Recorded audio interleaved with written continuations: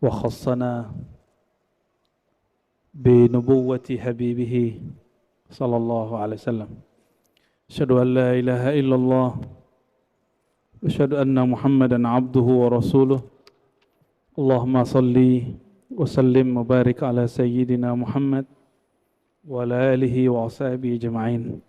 Amma ba'du. Insyaallah kita akan mengkaji kitab Syu'abul Iman, cabang-cabang iman. Sekarang masih di cabang kelima, yaitu meridai takdir Allah Subhanahu wa ta'ala. Sekarang kita masuk ke riwayat yang dia nukil, riwayat ke 192. Jadi kita loncat ke beberapa. Imam Al-Baihaqi, pengarang kitab ini, bukan orang sezaman dengan Rasulullah. Beliau ini wafat tahun 458, lahirnya 384 ya. Jadi bukan zaman salafus soleh, tapi sudah di awal khalaf ya. Tapi ilmu-ilmu ulama salaf beliau kumpulkan semua. Imam Al-Baihaqi sama dengan Bukhari, beliau mengkompilasi hadis, dikumpulkan hadis dan dijadikan kitab-kitab hadis yang kita kenal hari ini, Sunan Al-Baihaqi. Pernah dengar? Sunan Al-Baihaqi itu lebih dari 10 jilid. Sahih Bukhari hanya 4 jilid. Sedangkan Sunan Al-Baihaqi judulnya As-Sunan Al-Kubra, itu lebih dari 10 jilid tergantung penerbitnya. Sedangkan kitab ini juga lebih dari 5 jilid. Jadi semua kitab beliau ditulis dengan metode ahli hadis. Ahli hadis itu kalau menulis menyebutkan nama gurunya, dari gurunya sampai kemudian kepada sumber riwayat. Jika itu Rasulullah, disebut dari Rasulullah SAW. Metode sanad itu sekarang disebut dengan body note. Kalau yang dipakai di kampus-kampus Islam biasanya footnote di kaki, catatan kaki. Sedangkan ini biasanya diringkas menjadi body note. Di UI itu biasanya saya lihat disertasi di dalam teks, ya. Itu metode ahli hadis, dan metode itu hanya dilakukan oleh ulama-ulama muslimin dan belum pernah dilakukan oleh agama manapun sebelumnya. Maka kita bersyukur menjadi umat Nabi Muhammad SAW. Sebelum masuk ke kitab ini, mari kita baca suratul Fatihah.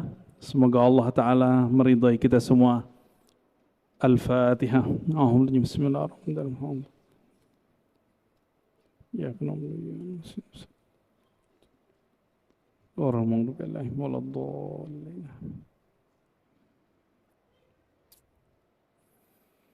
Wabila qala akhbarana Abu Abdullah Al-Hafiz, kata Imam Al-Baihaqi, guruku Abu Abdullah Al-Hafiz menyampaikan satu riwayat dari Zunnun Al-Masri. Zunnun Al-Masri ini wali Allah di zaman salafus saleh, abad kedua Hijriah.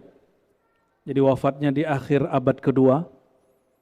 Beliau cerita tentang takdir dapat hidayah. Apa ciri-ciri orang dapat hidayah? Coba kita cek, kita betul nggak dapat hidayah? Yang orang hari ini sebut saya hijrah. Betul ya, lagi tren hijrah-hijrah. Nah, apa ciri orang betul dia hijrahnya? Bukan dia ikut golongan mana, bukan. Silakan mau ikut golongan mana aja, yang penting ada 3 hal ini di dalam dirinya. Mau dia ikut jemaat tabligh, mau dia ikut salafi, mau dia ikut sufi, terserah. Yang penting 3 hal ini ada sama dia. Ya, dalam hati saya sudah hilang sekat-sekat itu ya. Secara ilmu fikih betul saya berbeda dengan salafi. Salafi anti mazhab, saya bermazhab. Ya. Tapi dalam hati saya sudah nggak ada kebencian-kebencian yang dulu pernah ditanamkan oleh beberapa mentor-mentor kita dulu. Ya. Alhamdulillah, ini nikmat dari Allah Subhanahu wa ta'ala. Apa ciri-ciri orang dapat hidayah? Apa ciri orang hijrahnya benar? Imam Dhunnun al-Musri, salah satu ulama salafus saleh yang jadi rujukan juga oleh para imam baik salaf ataupun khalaf, baik yang salafi ataupun yang tidak salafi, baik yang sunni ataupun syi'i, mereka pakai kitab ini, pakai orang ini, Imam Dhunnun al-Musri. Apa kata beliau? Salasatun min alamati taufiq. 3 ciri orang dapat takdir baik bernama hidayah. Bahasa Arab hidayah itu ternyata taufik. Kalau kita penutupan pidato, wabillahi taufik wal hidayah, itu artinya sama. Ya, wabillahi taufik wal hidayah. Bedanya taufik itu secara bahasa waffaqa yuwaffiqu taufiqan, artinya kesesuaian batin kita dengan petunjuk Allah Subhanahu wa taala.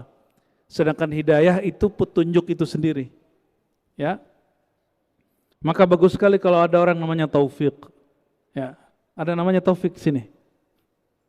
Enggak ada ya? Apa ciri-ciri orang dapat hidayah? Apa ciri orang hijrahnya benar? Pertama, coba ini dicatat. Diingat-ingat kalau enggak dicatat. Kalau bahasa Arabnya al-wuqu' fi amalil birri bil isti'dadin lahu. Mudah beramal meskipun tanpa mengkondisikan diri. Mudah tersentuh beramal. Mudah untuk mengerjakan yang baik-baik.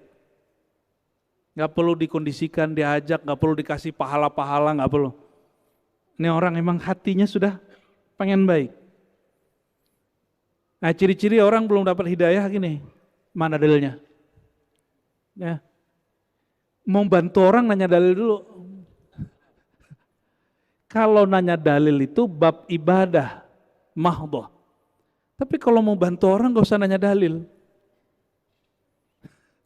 Ya. Ini hati-hati ya. Oh, itu dia aliran apa itu? Manhaj dia apa itu? Nanya manhaj dulu. Emang kalau orang dapat musibah tanya dulu agamanya. Kita kalau ada orang tabrakan, jatuh, kecelakaan, kita nanya dulu gak agama kamu apa? Kalau dia Islam terus gue bantu gitu. Apa begitu? Enggak. Maka ada ungkapan dari guru kita Al-Habib Ali Al-Jufri, beliau orang Yaman, tinggal sekarang di Mesir, ya. Al-insaniyah qabla tadayyun. Sisi manusiawi itu lebih awal daripada sikap beragama. Bukan agama. Sikap beragama lain dengan agama. Kenapa? Sisi kemanusiaan itulah inti orang beragama. Jadi agama itu intinya insaniyah, humanisme. Jadi inti orang beragama, dia menjadi manusia seutuhnya. Bukan menjadi monster, bukan menjadi predator, bukan menjadi bomber, bukan. Dia menjadi manusia seutuhnya. Itu yang disebut walaqad khalaqnal insana. Sungguh kami ciptakan manusia. Inni khaliqun basharan min tin. Sungguh aku ciptakan manusia dari tin. Lalu di tengah ayatnya disebutkan, setelah aku sempurnakan nafakhtu fihi min ruhi, aku hembuskan padanya rohku. Jadi inti agama itu orang jadi manusia. Bukan jenis baju, pakaian, enggak. Ya. Coba, hari ini gampang beramal enggak? Apa gampang curiga sama orang? Ngasih 2.000 doang, curiganya sampai mati. Wah, itu dia pengemis itu, kalau dia kita kasih jadi rumah gede itu di kampungnya itu ya. Ya. Ngasih cuma 2.000, Bu, ya alhamdulillah ngasih. Ini enggak ngasih, tapi curiganya duluan. Itu ciri-ciri orang enggak dapat taufik. Ini kita bukan lagi sedang mempertahan, melestarikan ada pengemis di jalanan, tidak. Ini bab insaniyah, humanisme. Ya. Ciri kedua orang hijrahnya sahih. Dia dapat hidayahnya benar. As-salamatu minadz-dzanbi ma'al mail ilaih.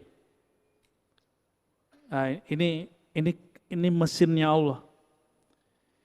Ada kecenderungan melakukan suka bermaksiat, tapi selalu terhindar. Udah begitu belum? Itu gimana caranya? Ada caranya. Alaikum bil jamaah. Begitu kata baginda Nabi Muhammad SAW. Hendaklah kalian berjamaah. Jadi cara supaya kita enggak terjebak maksiat, padahal kita doyan maksiat, berjamaah. Itulah rahasia pembunuh 100 orang, yang ke-100 itu yang dia bunuh ulama. Apa kata si kiai yang ke-101? Kamu tinggalkan kampungmu. Karena untuk meninggalkan maksiat itu perlu komunitas yang baik. Jadi lingkungan itu paling oke. Jangan heran, ya nanti akan banyak kemaksiatan dilakukan oleh orang yang zohirnya soleh. Kenapa? Dia memelihara, melestarikan komunitas buruk lamanya. Nauzubillah summa nauzubillah. Antum jangan heran nanti ustadz dai-dai terjebak LGBT nanti. Jangan heran. Ini kabar buruk aja. Ya. Kita tidak benci ke pelakunya. Kita cuma kasihan ke pelakunya. Siapa yang pernah terjebak tidak usah merasa hina, cepat kembali. Ya. Faman taba kaman la zanbala. Orang yang tobat seperti tidak pernah melakukan itu. Itu pandangan Allah. Jadi Allah memandang orang tobat seperti dia tidak melakukan dosanya. Nah, tumbuhkan harapan itu. Gak usah kemudian membangun image di depan makhluk, bangun image di depan Allah Subhanahu wa Ta'ala. Jadi selamat, mau maksiat terhindar. Kenapa? Orang ini sibuk berjamaah, pulang-pulang udah capek, gak ada kesempatan maksiat. Maka tiap hari ngaji. Kami di Ribat hampir tiap hari ngaji. Pagi khusus untuk akhwat, malam itu pindah-pindah, ribat ini, ribat itu, sehingga udah capek di situ, udah nggak sempat maksiat. Tetap ada gesekan sesama. Jadi minimal maksiat kita di dalam diri sudah selesai. Tinggal diperbaiki akhlak sesama kawan.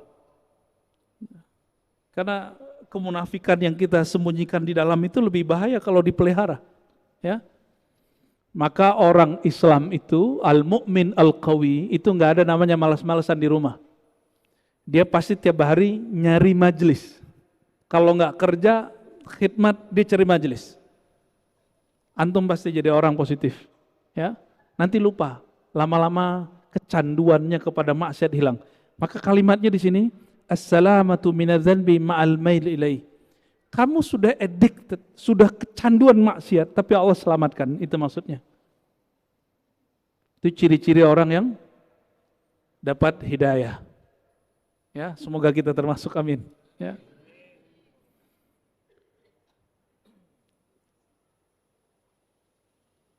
Wastikhrajid du'a wal ibtihal. Mudah hati itu untuk melafazkan doa-doa yang positif. Ciri-ciri orang hijrahnya benar, dia nggak suka ngancem orang pakai doa. Dia suka membuka rahmat, pintu rahmat dengan doa. Sudah begitu belum? Gampang putus asa nggak? Celakalah aku, suka ngomong gitu nggak? Matilah aku, atau matilah kau, nah, sama juga itu. Celaka kau, cuma karena beda faham pergerakan, kita neraka-nerakain orang coba. Saya sedih sekali, cuma karena perbedaan ideologi. Di Indonesia ada NU Muhammadiyah, ya, ada apa lagi? Ya, yang resmi ya resmi, yang nggak resmi jangan disebut, apalagi udah dibubarin. Ya, NU Muhammadiyah, santri, kemudian perkotaan kan beda. Ada Ikhwanul Muslimin, ada Jemaat Tabligh, ada Salafi, ada Sufi. Perbedaan-perbedaan ini kalau kita lihat, jangan kemudian mengatakan, oh orang itu terlaknat itu. Ya. Mubahalah aja gitu, dikit-dikit mubahalah. Mubahalah itu bukan sesama muslim. Mubahalah itu kepada non-muslim yang mengaku dirinya bertuhan kepada Allah dan merasa dirinya benar, baru kita mubahalah. Maka kalau ada orang Islam ajak mubahalah, itu orang jahil. Orang jahil, berarti dalam diri dia ada merasa paling benar. Dan itu penyakit. Itu penyakit kibriyah namanya. Kesombongan. Dan itu penyakit iblis. Hati-hati. Enggak semua orang mubahalah itu soleh. Ya. Karena Imam Salafus Saleh Zunnun Misri, apa kata beliau? Ciri-ciri orang-orang yang dapat hidayah, dia membuka pintu rahmat dengan doa. Bukan ancaman, bukan menutup. Ya. Berarti kalau dibalik, ciri-ciri orang gak dapat hidayah apa? Kalau dibalik, sulit diajak berbuat baik. Walaupun udah dikasih dalil. Apalagi yang kedua, kalau tadi doyan maksiat tapi nggak sempat maksiat gitu. Kalau ini apa? Maksiat doyan, selamat enggak selamat. Bahkan kepada maksiat yang dia nggak niatkan dia terjebak. Ciri-cirinya itu. Kebanyakan maksiat yang dilakukan itu adalah maksiat yang dibenci oleh orang yang sok merasa suci. Ini perhatikan. Jangan pernah merasa sok suci. Terus melihat orang melakukan maksiat kita jijik dengan orangnya. Antum tunggu aja time-nya. Karena apa yang kita lihat pasti kita tiru. Manusia itu peniru paling sempurna. Apa yang kita lihat pasti kita tiru walaupun kita benci. Jadi otak bilang nggak benar nih, tapi nafsu menikmatinya. Jujur aja, ya benar kan? Dan yang terakhir, ciri-ciri orang yang takdir buruk dia adalah tidak dapat hidayah apa? Sulit mendoakan kebaikan. Nah. Doa itu jeritan hati paling dalam. Bukan bahasa Arab Allahumma, itu lafaz doa. Doa itu hati menyeru Allah Subhanahu wa taala. Maka yang disebut doa itu jeritan hati. Orang yang suka menjerit positif kepada Allah, itu orang dapat hidayah. Oleh karenanya, memberantas kemungkaran, paling basicnya adalah bil qalb, benar gak? Siapa yang gak sanggup merubah dengan tangannya, dengan lisannya, gak sanggup dengan qalbu. Apa maksudnya? Jangan benci pelakunya, benci saja perbuatannya. Itu yang disebut bil qalb. Ya, itu ciri-ciri orang dapat hidayah. Ya.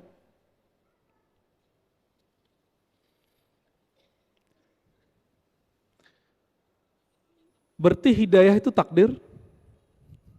Takdir, cuma kita diberi kesadaran untuk memilih. Kesadaran ini bahasa Arabnya al-kasab, usaha. Usaha ini yang nanti dipertanggungjawabkan di hadapan Allah Subhanahu wa taala. Ya.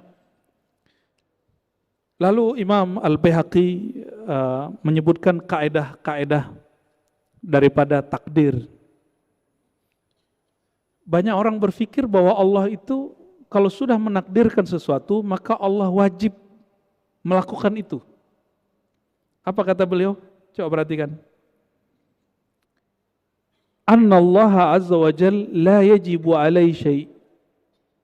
Allah itu tidak diwajibkan kepadanya apapun. Allah nggak punya kewajiban. Tapi Allah kalau janji pasti menepati. La yukhliful mi'ad. Tapi Allah tidak punya kewajiban apapun. Jika Allah berkehendak tidak memasukkan orang beramal masuk surga, suka-suka Allah.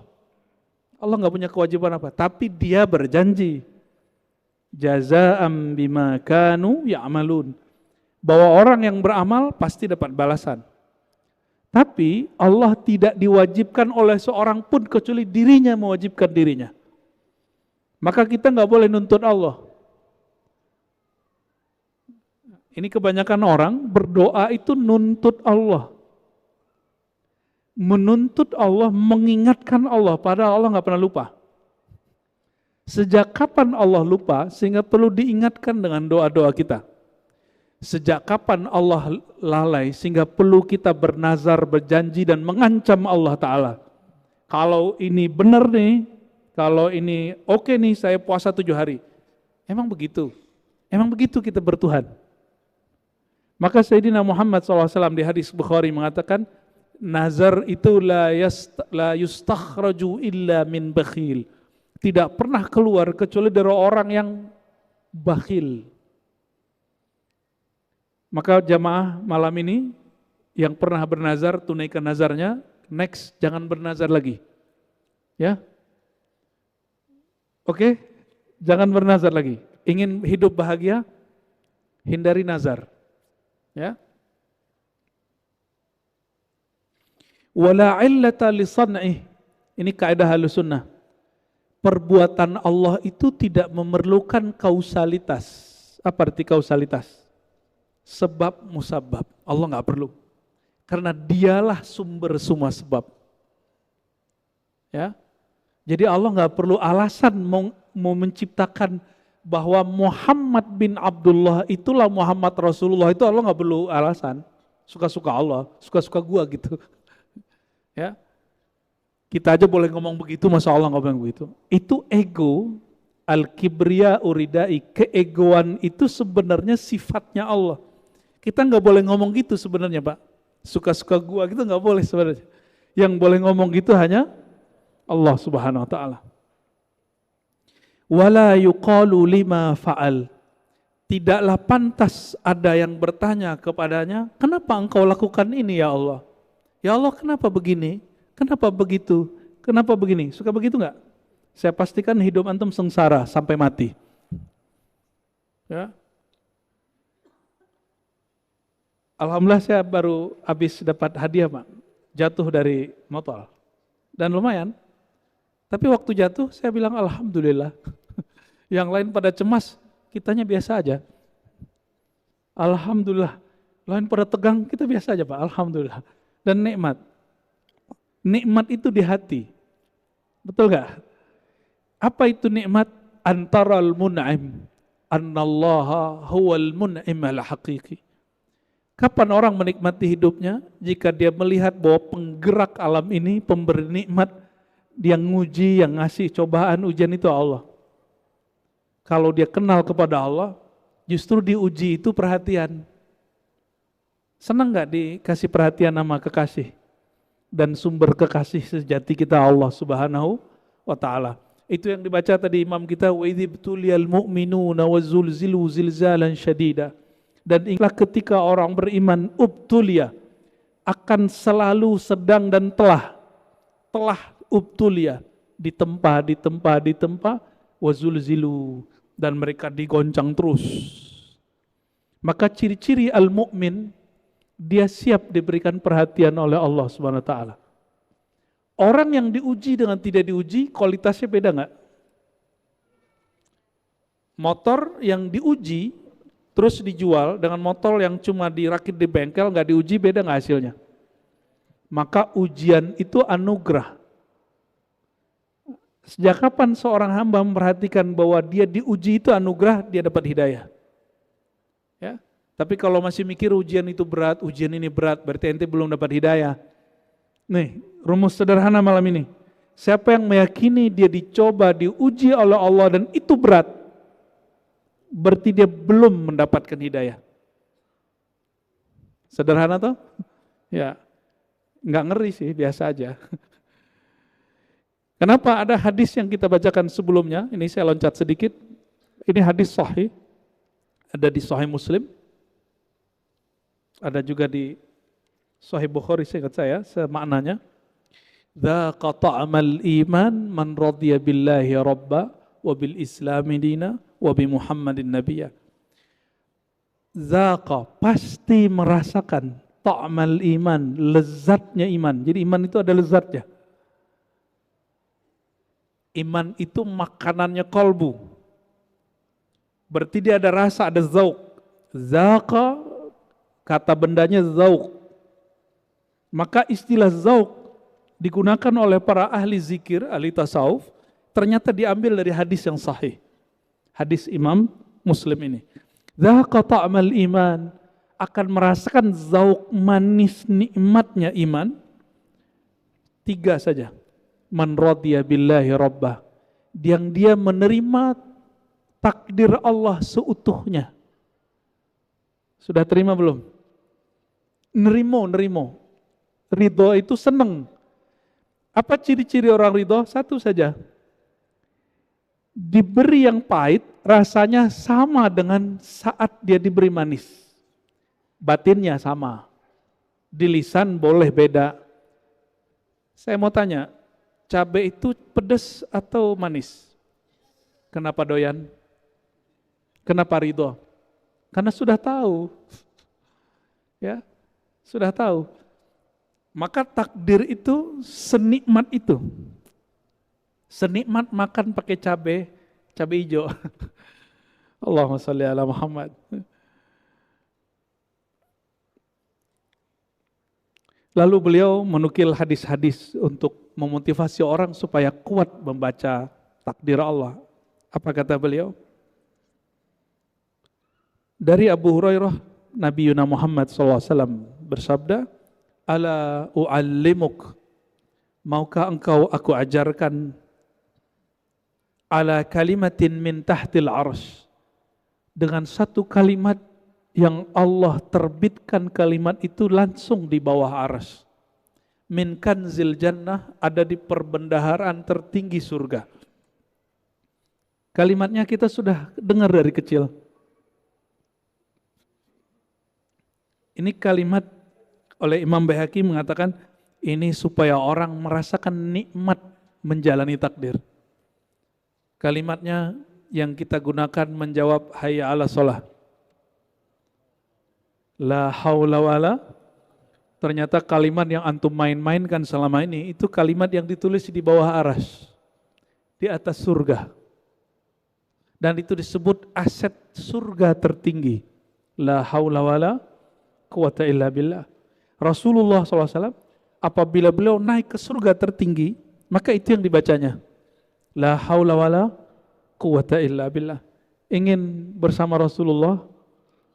Ya, amalkan la haula wala quwata illa billah, pagi 100, sore 100. Ya, disebut zikir hauqalah. Dan Allah suka dengan orang yang baca zikir hauqalah ini. Kenapa? Karena dia mengatakan, ya Allah, aku tidak ada daya, aku tidak ada upaya, tidak ada kekuatan kecuali dengan Engkau. Jadi Allah itu suka kita nol di hadapan dia. Dan Allah paling gak suka sama orang sok-sok tegar. Allah hanya senang sama orang tegar bersamanya, bukan tegar-tegar sendiri. Ya. Lalu kalau ada orang membaca ini, apa kata Allah Ta'ala? Aslama abdi wastaslama. Hambaku telah Islam, wastaslama, dan telah menyerahkan dirinya kepadaku. Itu cintanya hamba diterima.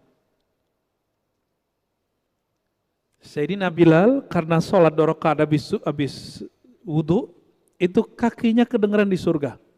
Maka orang-orang yang membaca ini pagi sore penuh penghayatan, insya Allah bayang-bayang dia sudah sampai di surga.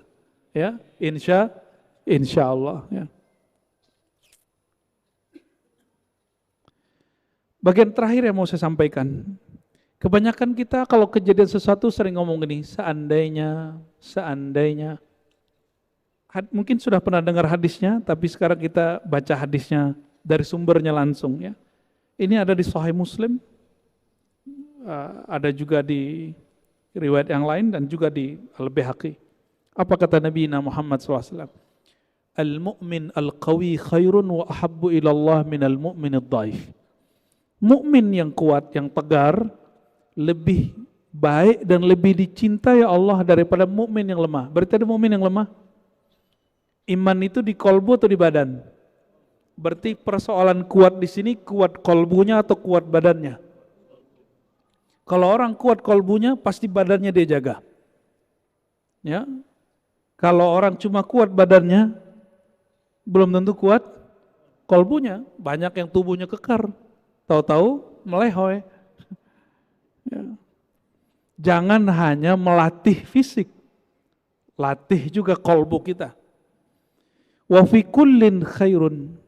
Bagi seorang mukmin, ini kaidah Nabi yang berkalab, wa fi kullin khairun. Dalam segala hal itu ada kebaikannya. Benar gak? Kita dapat musibah nih kata orang, tapi kita menemukan satu hikmah. Itu kebaikan. Ihris ala ma yanfa'uk. Hendaklah kamu suka menggapai sesuatu yang bermanfaat bagimu. Apa yang bermanfaat bagi kita? An-nafi' lil insan ma yuqaribuhu ilallah. Ma yuqarribuhu ilallah. Yang bermanfaat bagi manusia, sesuatu yang mendekatkan dia kepada Allah Subhanahu wa ta'ala. Wasta'in billah wa la ta'jaz. Jangan melempem, jangan melemah. Wasta'in billah, kalau ada urusan kita jatuh bangun minta tolongnya kepada Allah. Wala ta'jiz, jangan mundur di tengah jalan. Maka teman-teman di majelis saya ajak ke gunung. Nanti kelihatan mana yang mundur di tengah jalan, mana yang terus. Aki-aki kita ajak naik gunung. Alhamdulillah ada yang mundur, ada yang maju. Ya sekarang mundur, besok nggak boleh mundur gitu. Itu pembentukan karakter. Orang waduh ngeliat gunung naik, pegel sakit, terus dia kemudian mikir yaudah saya balik. Itu nanti jadi karakter. Dia harus naik gunung lagi dan dia tembus itu. Dia harus tembus. Ya nggak boleh melempem. Karena dalam satu kaidah, walaupun ini kaidah fikih, tapi ini bisa dimasukkan kepada kaidah akhlak. Al-aslu fin nahyi lit tahrim. Pada dasarnya larangan itu haram. Apa kata Nabi SAW? Wala ta'jiz. Jangan mundur di tengah jalan. Jangan merasa lemah di tengah jalan. Wa in asabaka syarrun fala taqul law anni fa'altu kaza. Ini adab. Seandainya engkau ditimpa sesuatu yang menurutmu buruk, jangan berkata seandainya, jikalau. Kenapa? Fa inna law taftah amal syaitan. Kalimat seandainya, pengandaianmu itu membuka pekerjaan syaitan. Nah, ini hati-hati, ya. Tapi apa yang kita katakan? Qul qaddarallah wa ma syaa fa'al. Nah, ini kaidah, coba dihafalkan.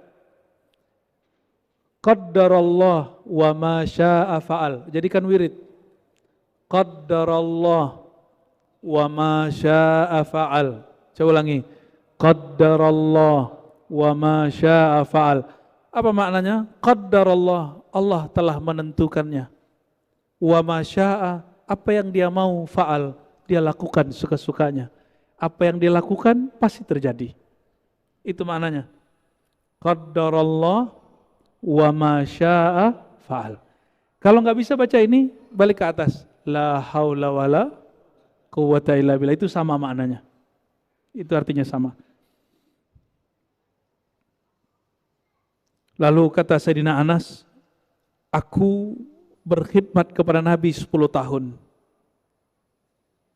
Fama arsalani fi hajatin qat falam tatahayya illa qala law qallahu kana walau qaddara kana. Hajat, beliau tidak pernah ngotot dan putus asa. Apa kata beliau? Apapun yang Allah mau pasti terjadi. Kita mau, Allah nggak bakal jadi. Maka Nabi itu bukan tipe orang yang tinggi, panjang angan-angan, juga bukan orang yang gampang putus asa. Beliau sangat sederhana sekali. Maka Nabi tidak emosi ketika ditahan oleh kafir Quraisy di Hudaybiyah. Di saat itu Sayyidina Umar belum lengkap rukun imannya. Ya. Sayyidina Umar masih bentak Nabi Muhammad SAW, tapi Sayyidina Muhammad SAW kemudian mendidik beliau supaya terima itu. Oke, sudah Isya? Belum. Lalu beliau punya doa, satu doa yang jarang dibaca orang. Allahumma inni as'aluka ridha bil qadar. Ya Allah, aku memohon kepadamu satu makom. Apa makomnya? Ridha terhadap takdir. Ridha itu ada dua, sebelum terjadi, saat terjadi, setelah terjadi. Dan orang yang sempurna imannya, yang ridha sebelum terjadi, ya pasti dari ridha saat terjadi dan setelah. Jika engkau ingin menjadi ahli ibadah, yang paling banyak ibadah wajibkan bagimu. Kewajiban pertama bukan sholat, tapi ma'rifat. Kenal dulu yang disembah, lalu sembahlah dia seperlunya. Ya, nggak usah kemudian terlalu banyak kuantitas, baguskan kualitasnya. Maka ya disebut menaikkan kewajiban. Ya. Yang kedua, ingin jadi orang paling bertakwa enggak? Disebut paling wara. Ya, ijtanib ma harrama alaik. Sederhana aja. Tinggalkan yang Allah haramkan. Sederhana ya. Mau jadi orang bertakwa, tinggalkan yang diharamkan. Tapi ada bagian terakhir, kata beliau, kamu ingin kaya, ingin merasakan kondisi orang kaya, kata beliau. Warda bima qassamallahu lak, takun min aghnan nas. Ridhoilah, terimalah taking kaya sealam semesta. Jadi stylenya orang kaya itu bukan baju, bukan jam, apalagi ya kasyaf gitu ya, enggak disuruh. Yang disuruh sembahlah dia, apapun rasanya. Emang kalau enggak kasyaf, enggak ngeliat cahaya terus enggak nyembah Allah gitu. Kalau badannya enggak merinding terus enggak sholawat gitu. Berarti antum cari merinding apa cari sholawat? Jam belum membahas takdir ini belum selesai. Nanti masih ada lagi. Jadi bulan depan bab tentang cabang iman yang ada dari turunan takdir itu masih banyak. Ya, kita tunggu bulan depan insya Allah. Silakan Ustazah. Baik, terima kasih Buya. Mudah-mudahan senantiasa Allah menguatkan akidah kita. Amin ya rabbal alamin. Kami persilakan kepada jamaah yang ingin bertanya, satu penanya dari jamaah wanita dan satu dari laki-laki sebelum kita menyampaikan pertanyaan. Buya yang saya hormati, izin bertanya. Buya, kita kan hidup di dalam mengucapkan salam kepada kita ketika lagi acara-acara tertentu. Nah, kita sebagai umat Islam, apakah wajib menjawab salam dari orang non-muslim atau ada adab yang lain, Buya? Terima kasih, Buya. Assalamualaikum warahmatullahi wabarakatuh. Saya kasih jawabannya sederhana. Salam itu nanti tergantung jawabannya apa, nanti hukumnya di situ. Kita bukan ngasih satu jawaban, jawabannya nanti dua. Salam itu sapaan, betul nggak? Kita nyapa orang dengan doa, selamat pagi, ya gitulah ya. Salat atau ibadat? Karena nanti ngikut antara NU Muhammadiyah ini. Karena MUI, bukan Muhammadiyah, MUI. MUI menganggap salam itu bagian dari ibadah. Maka MUI mengharamkan salam lintas agama, lintas budaya. Kenapa? Khawatir terjebak kepada pembenaran akidah orang lain. Jika itu maksud MUI, benar fatwanya, haram. Tapi NU dan juga ulama Al-Azhar, Darul Ifta yang di Mesir, itu dua institusi, Al-Azhar lain dengan Darul Ifta, mereka membolehkan salam lintas agama. Karena bukan bagian dari ibadat, bagian dari muamalat. Muamalat itu al-aslu, ya, pada dasarnya, ya, fil muamalat itu lil ibaha, al-aslu fil amri lil ibaha. Pada dasarnya perkara muamalat itu boleh. Tergantung nih, ibu yang mana? Kalau kita bukan pejabat, bukan orang yang multikultural, bukan orang yang plural, nggak perlu. Ya, makanya saya walaupun tidak mengharamkan bab itu, tapi saya tidak melakukannya. Karena saya nggak memerlukannya. Kita bukan direktur apa, bukan menteri mana juga. Tapi kalau mereka pejabat-pejabat publik, itu sudah dicontohkan oleh ulama-ulama Al-Azhar dan mereka melakukan itu. Gereja Koptik. Sekedar mengucapkan selamat hari raya Nabi kita, Nabi Isa. Enggak bilang selamat hari lahir Tuhan, bukan. Dan itu tidak mungkin dilakukan oleh ulama-ulama besar itu. Ya. Tapi saya nggak pernah menyampaikannya. Hanya ingin jamaah mengerti kenapa fatwa itu berbeda karena cara pandangnya beda. Dan ini wajib dibuka sekarang supaya umat tidak lagi bingung kenapa institusi-institusi keagamaan ini berbeda pandangan. Supaya kita kemudian paham, oh MUI babnya ini, NU babnya ini, Al-Azhar babnya ini. Saudi babnya bab akidah. Mereka mengharamkan selamat Natal, salam lintas agama. Apalagi yang kemarin itu ya, itu yang jadi rujukan fatwa MUI. Fatwa-fatwa ulama